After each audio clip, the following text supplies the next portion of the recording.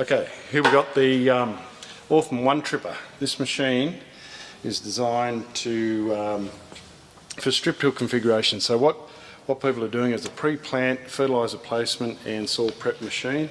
Ideally going into, like for sorghum and corn, prior to seeding, placing your fertiliser at different band levels, NH3 gas and other elements you can put down with this machine. But just starting from the front of the machine, this is your depth band here with a cutting coulter. This will cut a track down through your any your trash residues that are in there.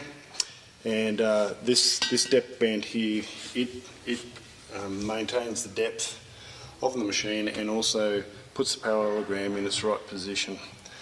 This being the parallelogram here, and that depth band directly controls where that parallelogram runs on the machine.